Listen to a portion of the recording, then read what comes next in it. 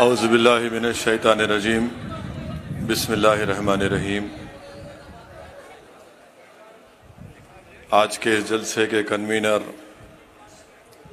محترم جناب فراز صاحب، متعلقہ رکن بلدیہ، شہ نشین میں تشریف فرما امیر جماعت اسلامی مولانا حامد احمد خان صاحب،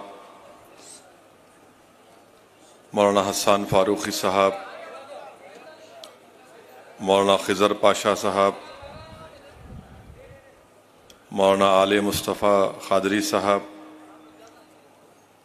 سعید القادری صاحب،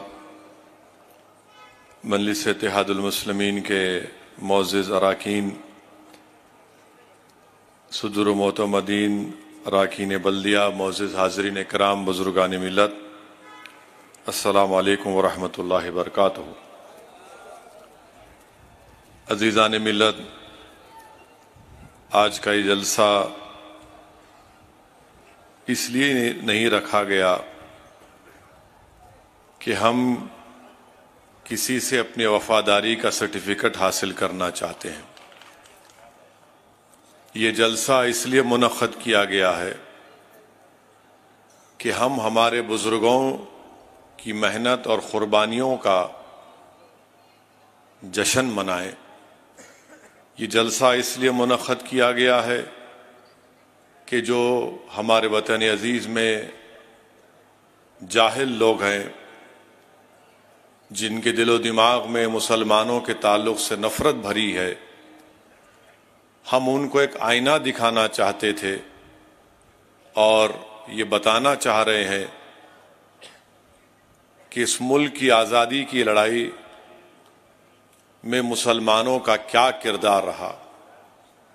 یقیناً 15 اگست 47 کو وطن عزیز کو آزادی ملی، مگر کیا صرف 1910 اور 20 کی جد و جہد سے اس ملک کو آزادی ملی؟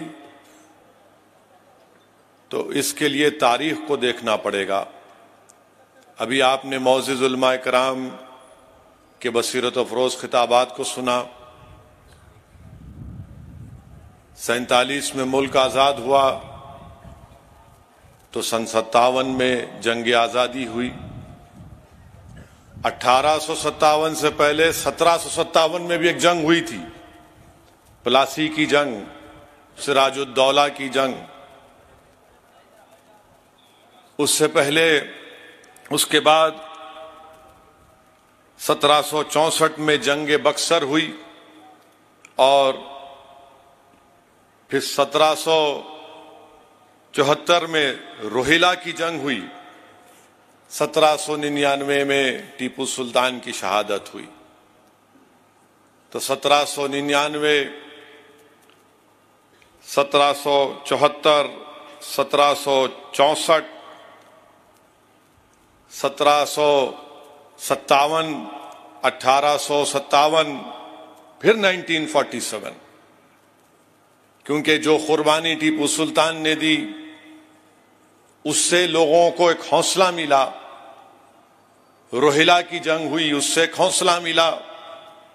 پھر بکسر کی جنگ ہوئی، پھر پلاسی میں سراج الدولہ نے اپنی عظیم قربانی کو دی، پھر شہید احمد سعید بریلی کی قربانی، اس سے لوگوں کو حوصلہ ملا۔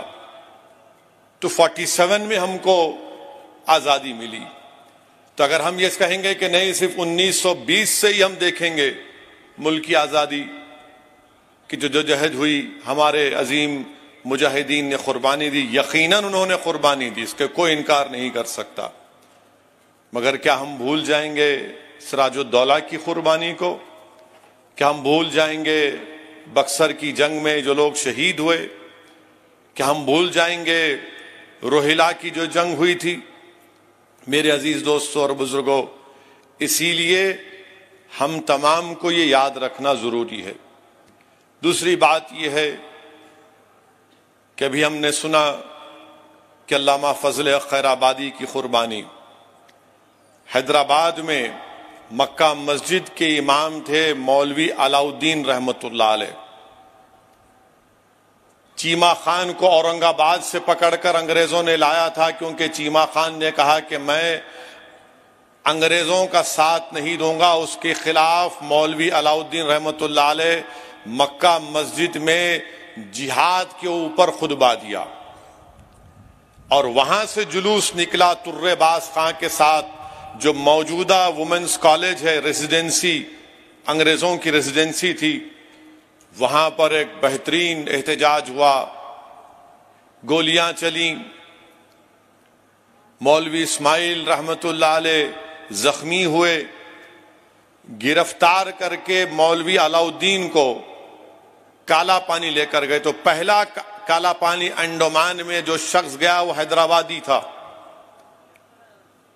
30 سال مولوی علاء الدین رحمت اللہ علیہ کالا پانی کی سزا کاٹے، وہیں پر ان کا انتقال ہو گیا۔